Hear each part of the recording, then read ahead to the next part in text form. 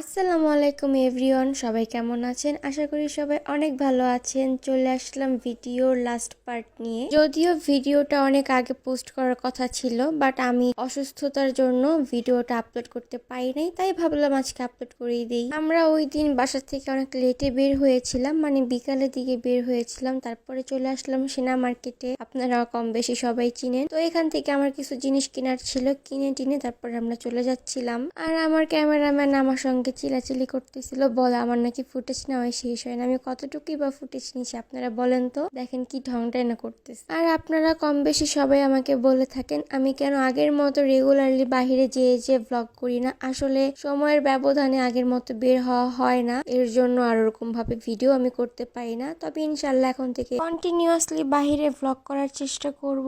এই তো কথা বলতে বলতে চলে আসলাম পর্যটনে, বাট এখানে এসে দেখি ম্যাক্সিমাম দোকানই অফ ছিল। কেন অফ ছিল তাও জানি না। এরপর আমি রুম ডেকোরেটের জন্য কিছু জিনিস দেখতেছিলাম, মানে আমি ভাবতেছিলাম যে কি নিব। এরপর আমার কাছে মিররটা ভালো লেগে যায়। তারপর আমি আরো একটা মিরর দেখি, আঙ্কেলকে বলতেছিলাম একটু ভালো করে দেখানোর জন্য। আর আমি কনফিউজড হয়ে গেছি যে এই টাইপের মিরর নিব নাকি বোর্ড দিয়ে যে ফার্স্টে মিরর গুলো দেখেছিলাম ওগুলোর মধ্যে নিব। যাই হোক, আর আমার ক্যামেরাম্যান দূর থেকে ভিডিও করতেছিল। যদিও সব দোকানদাররা ভিডিও অ্যালাউ করে না, বাট এই আঙ্কেলটা আমাদেরকে কিছুই বলেন, অনেক সুইট ছিল। কিছু ভাইয়ারা এসে ছবি তুলতেছিল, দিয়ে উনি ওনাদেরকে ধমক দিছে আর আমাদেরকে বলতেছিল যে ভিডিও বা ছবি নেওয়ার থাকলে আমরা নিতে পারি, কোনো প্রবলেম নাই। মানে কি বলবো, কত সুইট। এরপর আমি আঙ্কেলের সঙ্গে বার্গেনিং করতেছিলাম যে কোনটার কিরকম প্রাইস, আরো দেখতেছিলাম যে কি কি নেওয়া যায় রুমের জন্য। আর যারা আমার ভিডিওটি দেখতেছেন সবাই একটু লাইক, ফলো এবং শেয়ার করে দিবেন, আর অবশ্যই কমেন্টে জানাবেন কে কোথা থেকে দেখতেছেন। দেন হচ্ছে আমার এই মিররটাও ভালো লাগে, বাট এটা একটু ভাঙা ছিল, আমার মনটাও ভেঙে গেছে মিররের মতো। এরপর আর কি করার, আঙ্কেলকে বললাম যে আরেকটা আছে কিনা। পরেও আঙ্কেল বলতেছে যে না, ওইটা এক পিসই ছিল। দেন আমরা কেনাকাটা শেষ করে সামনের দিকে এগোচ্ছিলাম যে আরো কিছু কেনাকাটা করা যায় কিনা ভাবতেছি। এই দিনটা আমার জন্য খুবই ব্যাড লাগছিল, কারণ আমি যেটা চাচ্ছিলাম সেটা খুঁজেই পাচ্ছিলাম না, আমার পেলেও বাজেটে মিলতেছিল না। এরপরে কি করার, আর ম্যাক্সিমাম দোকানই ছিল অফ। কেমনটা লাগে বলেন তো। তারপরে হেঁটে হেঁটে চলে যাচ্ছিলাম ফুলের দোকানে কিছু আর্টিফিশিয়াল ফুল কেনার জন্য।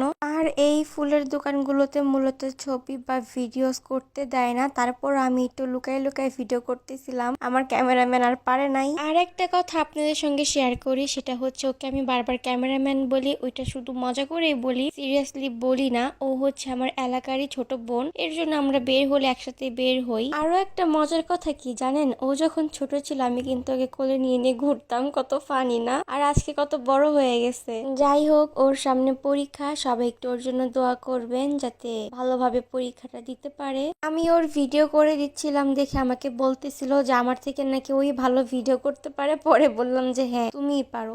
এইদিকে হাঁটাহাঁটি করতে করতে ক্ষুধা লেগে গেছিল। তারপরে আমরা পাশের রেস্টুরেন্টে বসে হচ্ছে কিছু খাবার অর্ডার করি। খোলামেলা একটা জায়গা ছিল, ভিডিও করতে স্যার বলতেছে যে এমন খোলামেলা জায়গা কি আর ভিডিও করব। আমরা অনেক হাসাহাসি করলাম, ভালো একটা টাইম স্পেন্ড করলাম। আর আপনাদের সবার কাছে আমি দোয়া প্রার্থী, কারণ আমি লাস্ট ভিডিওতে বলেছিলাম আমার একটু চোখে প্রবলেম হয়েছে। এই চোখের প্রবলেমের জন্য অনেক কিছু হ্যাসেল করতে হচ্ছে আমার। আমি এটা আপনাদের সঙ্গে শেয়ার করবো ভিডিওর মাধ্যমে। আর এদিকে আমার চেহারার কি বিধ্বস্ত অবস্থা, কপালের মধ্যে পিম্পল উঠে ভরে গেছে। ভাবতে এখন কেমন লাগে, আমাকে এখন থেকে চশমা ইউজ করতে হবে, মানে 4 চোখ হয়ে যাবে আমার। অবশেষে কানা হয়ে গেলাম।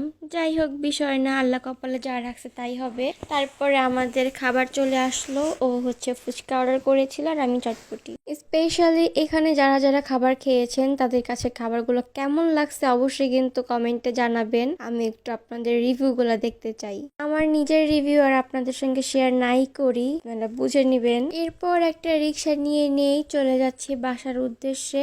যাওয়ার পথে একটু রাস্তার ভিউ নিয়ে নিচ্ছিলাম। আসলে রাত্রে কিন্তু ঘোরাঘুরি করতে মজাই লাগে, তাও আবার এমন হালকা হালকা ঠান্ডায়। আমরা কিন্তু কেউই শীতের পোশাক পরে নাই, দেখতেই পাচ্ছেন তেমন একটা শীত নাই বলতেই চলে এখন। আজকের ভিডিও এই পর্যন্তই। সবাই ভালো থাকবেন, সুস্থ থাকবেন, আল্লাহ হাফেজ।